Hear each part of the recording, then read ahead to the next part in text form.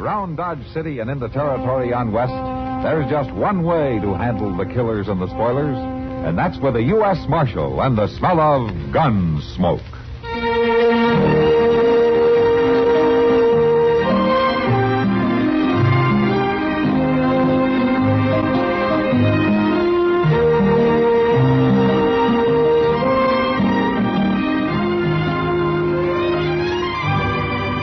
Gunsmoke, starring William Conrad, the story of the violence that moved west with young America, and the story of a man who moved with it.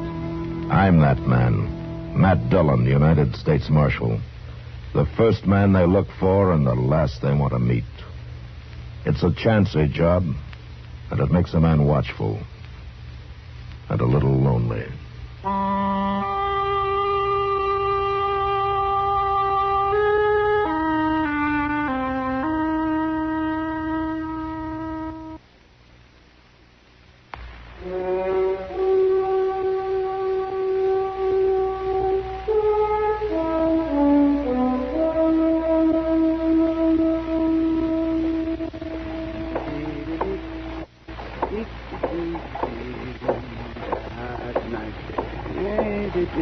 Doc! Oh, Doc! Huh? Oh, hello, McCluny. Can you spare a minute, Doc? Well, Oh, Nellie, go now. Now, you stand right there. McCluny, if you've got another one of those ore samples you want me to test for you, I'll tell you right now I have... It wouldn't take you no time at all, Doc. And I got some real high-grade pennant this time. Oh, well, then take it up the street to the assay office. Oh, no, I don't trust them. Not on wet assays. Oh, no, and besides, they'll charge you. Is that it? Well, you McCluny, I'm running a doctor's office, not a metallurgical laboratory. Oh, shucks, you got the scales there and acid and everything. But I haven't got the time, and the answer is no. Against the law for a doctor to refuse medical help when it's asked of him. Oh, hello there, Matt, Marshal. it's got nothing to do with medical help. McCluny here wants me to test another one of those sacks of pyrites he drags in out of the hills. It ain't pyrite. It's gold. I've run a half a dozen of them for you in the last 3 years, and every one of them was pyrites. Well, you might have used some bad acid or something. Oh, bad acid. Why don't you take the stuff over to the assay office? It's because they'll charge him for it, that's why. And he figures I'll do it for nothing. Well, I'd pay him for it, Marshal, if I had any money. When did you ever have any money, you mangy old fool? Mangy? Marshal, Doug. Well, how do you you finally come sneaking in out of the Rockies, did you? Why don't you go to Denver instead of coming clear back here all the time? No, Manny, I like it here. Marshal, you know what this scrawny old goat done to me? Old McCluny here. Yeah, it just slipped my mind at the time. Go help me, kid. Last time he was in town, better than 6 months ago, I washed up all his dirty duds for him. Done him up nice and clean, and then, by golly, he took off for Colorado in the middle of the night and didn't pay me a cent. Well, I just forgot's all. But I got me a job now, loading hides over at the railroad. I'll pay you at the end of the week. Honest, I will. And I suppose you got every stitch you own dirty again now, and you probably think I'm going to wash them for you. Well, it's mighty kind of you to offer me. Oh, for the love of... All right. Where are they? I got a bundle right there on my horse. You got any shirts that need washing this week, Marshal? As a matter of fact, I do, Miss Duggs. If you stop over to the jail, just go give them to you. Here you are. And I sure am obliged to you, Mamie. I'll say you are. For 2 washings now, and you ain't getting this one back till you pay me for both of them. Oh, I'll pay you. Now, don't you worry now. In money. Money, too. Now, that fool's gold you keep lugging back from Colorado Territory. Why, it's real gold, Mamie. I keep telling you that. Oh, sure you do. Well, I'll pick up your things, Marshal. Get them back to you tomorrow. Thanks, Miss Duggs. Oh, Doc, let me leave one of these sample sacks with you, just in case you find some time. I won't find time. Well, I'm much obliged to you, Doc. Wait a minute. Come back here. Come on, Marshal. Wait So a long, minute. McCluny. Come on, boy. Confounded lunatic. I don't know, Doc. He's pretty good at getting people to do things for him. Oh, he's loony, Matt. This here's nothing but fool's gold. And he's got that shack of his down the river bottom stacked full of it. Well, as long as you're sure of that, why don't you bother testing it? And who said I was going to test it? I did. Oh, Matt, you're out of your mind. I wouldn't waste 5 minutes on this. Yeah? You want to bet?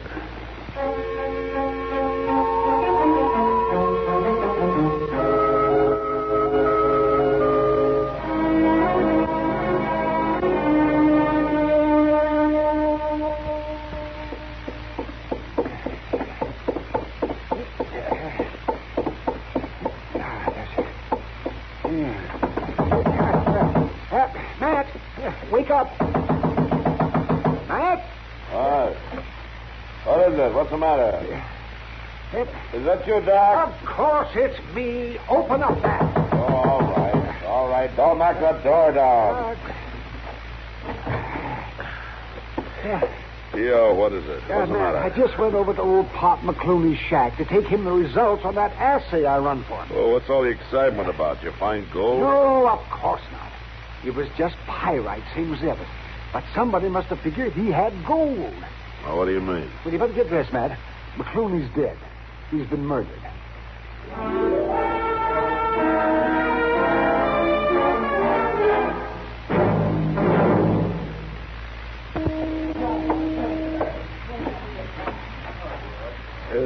Miss Kitty? Huh?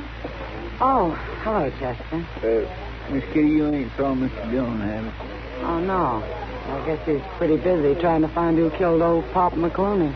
Well, yes, he's doing that all right. We both been. But he is supposed to meet me here around about now. Oh, well, he'll be showing up. Sit down and wait for him. I'll just do that. Sweet spirit, my feet is plain killing me. Chester, Matt have any idea who killed McCluny? Not yet, he ain't. He took Indian Joe out there this afternoon to look at some horse tracks we found around the shack. Horse tracks? Well, somebody rode all around the place, sizing it up, I guess. If the horse is still in town, Indian Joe can probably find it just from studying the tracks. Oh. Say, if you don't mind, Miss Kitty, Yeah? I think I'll just ease these boots off a minute. Sure. Go right ahead.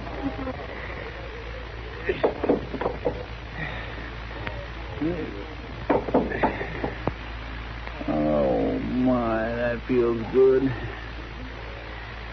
You know, it's a shame, Chester. Old Pulp was nice, even if he was a little crazy. Always thinking he'd found gold. Well, he must have convinced somebody he had. They took up a couple floorboards and dug around underneath the shack. How was he killed, Chester? Somebody hit him over the head with a chunk of stove wood. Oh. Died right away, according to Doc. Too bad. Oh, fella. All he had in that shack was a wood stove and a bunk and a table and his clothes stacked on a shelf in the corner. And, of course, them sacks of fool's gold piled up all over the place. Fool's gold. Maybe that's the only kind there is. Well, it kindly worked out that way for him, I guess. At least he died thinking he was rich. And that's more than most people can ever do. And look, there's Mr. Jones now. Oh. He looks tired. Well, my stars, he ain't been to bed since Doc woke him up last night to tell him about it. Hello, Kitty. Chester. Sit down, Matt. Yeah, thanks. You will. Want a glass of beer? No, I don't think so. Any luck, Mr. Dillon? Oh, a little, maybe. It's hard to tell yet. Matt, why would anyone do it? The whole town knew Pop was kind of queer. They knew he didn't have any gold hidden out. Yeah, but somebody from out of town might not have known it, Kitty. Oh, what do you mean? I mean, a stranger who didn't know Pop, who might have believed his stories. Yeah, but it has to be a stranger. Everybody who lives in Dodge knows about him. Like last night. All the boys were pretending to believe him, but they didn't, of course. They were just egging him on to keep him talking. Oh, was Pop in here last night? Oh, sure. He always came in here as soon as he hit town. Waiting for somebody to set up the drinks and talked about his big gold strike. Yeah. Kitty, Yeah. was there anybody paying special attention to him last night? Oh, Not that I remember. I didn't particularly notice. Was there a gambler in here last night? A new man in town who calls himself Jack King. Jack King? Uh-huh. Oh, yeah. He was here. And he was talking to Pop. I'd forgotten about it. Why him special, Mr. Dillon? Well, Indian Joe located that horse a while ago. Had one shoe that had worn thin and was partly broken. Belongs to the livery stable. Mm-hmm. They hired it out a couple of days ago to this Jack King. He brought it back this afternoon. You think he killed Pop? Well, he was out there last night. There's no doubt about that. The tracks prove it. Well, what did he say about it? Well, I'll know better when I find him. I've been looking everywhere. Well, it's no wonder the government don't pay peace officers much when they spend all their time loafing around saloons. Now, here, Mr. Dillon just this minute got here, Doc. Chester, what in the world are you doing with your boots off? You living here now? No, I'm not living here now. I reckon a man's feet can hurt here as well as they can any other place, can't they? Doc wouldn't know, Chester. The only way he gets tired is from sitting. Oh, is that so? Well, how are you, kid? I'm fine, Doc. Say, Matt, here's a letter that came for Papa Mcclellan.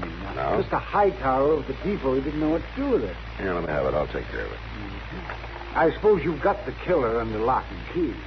Well, I will have as soon as I locate him, Doc. Oh, you mean you know who he is? Well, I'm betting on a fellow named Jack King. That gambler? Uh-huh. And you better get moving, Matt. Oh, why? Because I just saw him over at the depot, buying the ticket on the Santa Fe to St. Louis.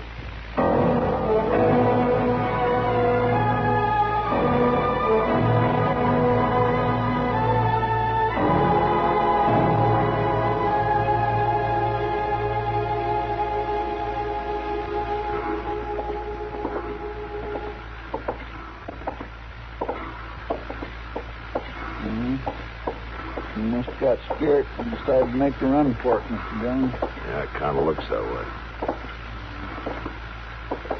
I sure don't see no sign of him there on the platform.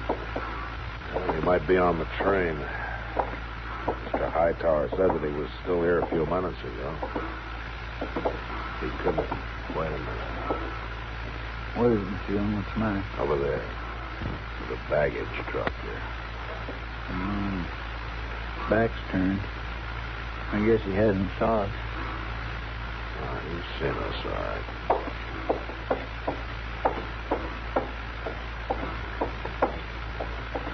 You leaving town, mister? Oh. How are you, Marshal? Your bag already on the train? Oh, no, it's right over there. What difference it make where it is? I'm afraid you're going to have to postpone your trip. I didn't do it, Marshal. No, you didn't do what? I know why you come looking for me, but you're wrong, Marshal, because I didn't do it. You'll have a chance to prove it. Now, I went out there last night. Yes, I did, but he was already dead. Is that so? Well, you can search my bag. I didn't rob him. I believe that. McCluny didn't have anything to steal. He kept talking about his gold all the time. That gold of his was a pipe dream, and everybody in town knew it. But you'd only been here a couple of days, so you wouldn't have known it. Get his bag, Chester. Yes, sir. I know what you're up to, you lawmen out here. You're all alike. We are, huh? Anything that happens, try to hang it on to some stranger in town. You don't care who killed him. All you want to do is string up somebody. I've already told you if you're innocent, you'll get a chance to prove it. What will I do with these, Mr. Dillon? And we'll take him over to jail. All right, King, you're under arrest. No. No, you're not taking me in. Oh, yes, I am. I'm not going to hang for somebody else's killing. Look out! You crazy fool! All right, Chester, pick up his gun. Mr.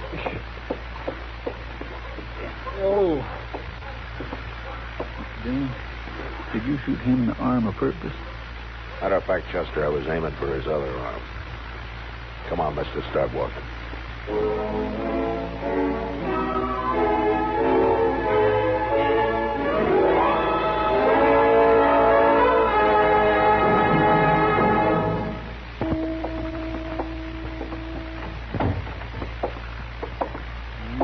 Wouldn't eat a bite of breakfast, Mr. Dillon. Well, that's his privilege. just sits there in his cell staring at the floor. Acts like we're fixing to hang him or something. Yeah. Well, he's got his mind made up about that, all right. I told him he was all wrong. We don't go around hanging people here without a trial. Not usually, no. Guess by now he's mighty sorry he went and killed old man McCluny. Chester people aren't usually sorry for what they've done. They're just sorry that they got caught, that's all. Well, he'll be sorry enough after he's convicted. Well, I doubt he'll be convicted. What do you mean? We just haven't got much of a case against him when you come right down to it. By Jing, I sure would hate to see him go free. Crazy or not, old Papa McClellan was a real nice old fellow. Yes, he was. Oh, did I show you this letter to McCluny? Well, no. Came the day after he was killed. Doc picked it up at the depot last night. Dear Mr. McCluny, this is to... But Mr. Dillon... Yeah, there have been a dozen more like it over the last 2 years. I telegraphed Denver last night, and I got an answer this morning. Well, my gracious sakes, I just can't believe this. Yeah, come in. Come in, Marshal. Mr. Chester. Oh, come on in, Miss Doug. Oh, thank you kindly. I brung your washing back. Oh, thanks. You can just leave it there on the table. Oh, yes, sir. That feller confessed yet, the one that killed old man McCluny? No, not yet. Well, hang him. Too good for him. I was always joshing Pop, but I had a fondness for him. Yeah, I guess everybody in town liked it. Person just never knows. Why, who'd ever thought that afternoon I run into all of you there in the street would be the last time I'd ever see him alive? That was the day before he was killed. You, took some clothes of his to wash, as I recall. He'd always come back out of Colorado with every stitch he owned needing washing. That's funny. You wouldn't expect him to live like that, a man as rich as he was. Rich? Him? A letter came for him yesterday from an assay office in Denver. It's a report on a sample of concentrates that Pop sent him. It shows 60% free gold. 60. And that's only the last of a dozen samples Pop sent in the last few years, all of them just as rich. He was smart, Miss Duggs. That act with the fool's gold was just a blind so that nobody tried to rob him. Well, I guess he outsmarted himself in the end. And so did you, Miss Duggs. Me? What did you do with it? You might as well tell me. We're going to search your cabin and we'll find it. I don't know what you're talking about. I'd have probably guessed sooner if I'd known he was rich, but I was looking for a stranger in town.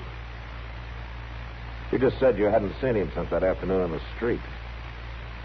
But I saw his clean laundry stacked on a shelf in the corner of his shack. Well, I guess it was the sight of all that gold that done it. I walked in on him that night and caught him counting it. I've worked hard, Marshal, my whole life, and it just didn't seem fair. Dirty old codger like him having all that gold hid out. So you killed him and took it, Forgetting to take that laundry back with me. That's where I made my mistake. You really believe that was your only mistake? Well, of course. If you hadn't have seen that laundry, you never would guess. That wasn't exactly what I meant. What else did I do wrong, Marshal? You killed a man. But I guess that doesn't mean much to you.